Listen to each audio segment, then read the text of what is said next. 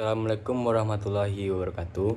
Perkenalkan, nama saya Ibrahim Imam Maulana, NIM 212320004 dari Prodi Pendidikan Musik.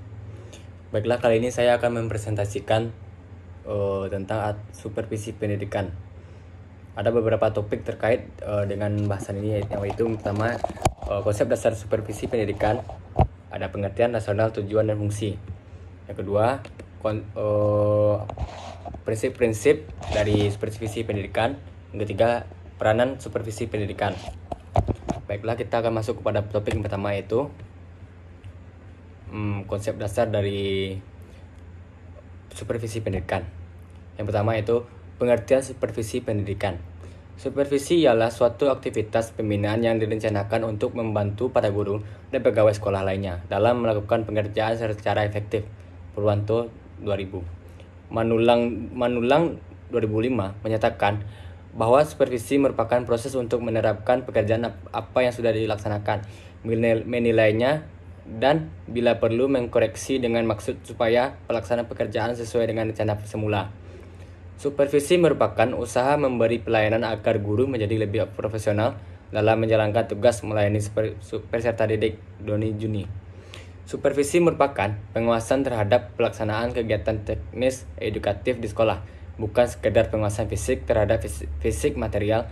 Supervisi merupakan pengawasan terhadap kegiatan akademik yang berupa proses belajar mengajar, pengawasan terhadap guru dalam mengajar, pengawasan terhadap situasi yang menyebabkannya. Dadang Suhardan 2010. Supervisi pendidikan menurut Ametembun adalah pembinaan ke arah perbaikan situasi pendidikan atau peningkatan mutu pendidikan. Ametembun 2010. Supervisi menurut Sahertian telah berkembang dari yang bersifat tradisional menjadi supervisi yang bersifat ilmiah sebagai berikut. Sistematis, artinya dilaksanakan secara teratur, berencana, dan secara kontinu. B. Objek, artinya ada data yang didapat berdasarkan observasi nyata, bukan berdasarkan tafsiran pribadi. Yang C. Menggunakan alat pencatat yang dapat memberikan informasi sebagai umpan balik untuk mengadakan umpan balik penilaian terhadap proses pembelajaran di kelas. Pitt Sahertian 2008. Kedua, prinsip-prinsip supervisi pendidikan. Kepala sekolah sebagai supervisor adalah melaksanakan tugasnya harus memperhatikan prinsip-prinsip supervisi agar dapat pelaksanaan supervisi dapat berjalan dengan baik dan lancar. Prinsip ilmiah. Prinsip ilmiah mengandung ciri-ciri sebagai berikut. Yang pertama, kegiatan supervisi dilaksanakan berdasarkan data objektif yang diperoleh dalam kenyataan pelaksanaan proses belajar mengajar. Kedua, untuk memperoleh data perlu diterapkan alat perekam data seperti angket, observasi, percakapan pribadi, dan seterusnya. Tiga, setiap kegiatan supervisi dilaksanakan secara sistematis dan terencana. Yang B, prinsip demokratis. Servis dan bantuan yang diberikan kepada guru berdasarkan hubungan kemanusiaan yang akrab dan kehangatan sehingga guru-guru merasa aman untuk mengembangkan tugasnya. C, prinsip kerjasama. Mengembangkan usaha bersama atau menurut istilah supervisi sharing of idea, sharing of experience. Memberi support, mendorong, menstimulasi guru sehingga mereka merasa tumbuh bersama. D, prinsip konstruktif dan kreatif. Setiap guru akan merasa termotivasi dalam mengembangkan potensi kreatif kalau supervisi mampu menciptakan suasana kerja yang menyenangkan, bukan melalui cara-cara menakutkan. Pitt Sahertian 2008. Tujuan dari supervisi pendidikan. Menurut Pitt Sahertian, dalam bukunya menjelaskan bahwa tujuan supervisi ialah memberikan layanan dan bantuan untuk meningkatkan kualitas mengajar guru di kelas, yang pada gilirannya untuk meningkatkan kualitas belajar siswa.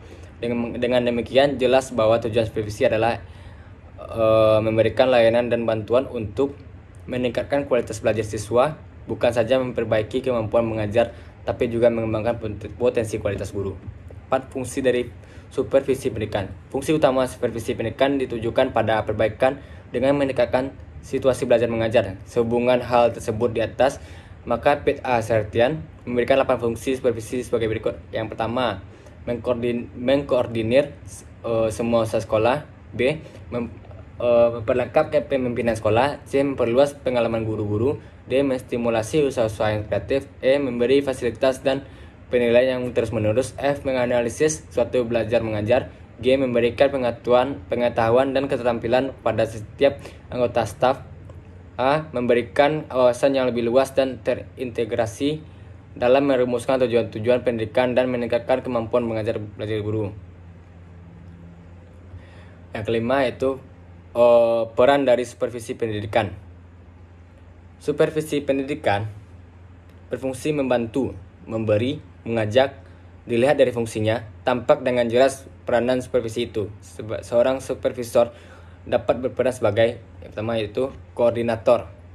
Sebagai koordinator, ia dapat mengkoordinasi program belajar mengajar, tugas-tugas anggota staf, berbagai kegiatan berbeda-beda di antara guru-guru. B. Sebagai konsultan. Sebagai konsultan, ia dapat memberi bantuan yang bersama mengkonsultasi masalah yang dialami guru, baik secara individual maupun sekelompok. Yang ketiga, sebagai pemimpin kelompok. Sebagai pemimpin kelompok, ia dapat memimpin sejumlah staf guru dalam mengembangkan potensi kelompok pada saat mengembangkan kurikulum, materi pembelajaran, dan kebutuhan profesional guru-guru secara bersama. Yang D. Evaluator. Sebagai evaluator, ia dapat membantu guru-guru dalam menilai hasil dan proses belajar mengajar. Sehubungan peran supervisor dalam kegiatan supervisi, Ahmad Tembun menyatakan terdapat 4 fungsi supervisor, yaitu yang pertama, supervisor sebagai peneliti, research, yaitu meneliti bagaimana keadaan situasi pendidikan yang sebenarnya. Keadaan situasi pendidikan yang dapat diketahui dari kesimpulan hasil-hasil pengolahan yang diperoleh. Yang kedua, sebagai supervisor sebagai penilai, evaluator, yaitu menilai bagaimana kegiatan suatu situasi pendidikan. Yang ketiga, supervisor sebagai pemerbaik, improver, yaitu mengadakan perbaikan terhadap situasi. Yang keempat, supervisor pengembang, developer, yaitu mengembangkan atau meningkatkan situasi agar keadaan yang sudah baik menjadi lebih baik. Baiklah, sekian presentasi dari saya. Saya ucapkan wassalamualaikum warahmatullahi wabarakatuh.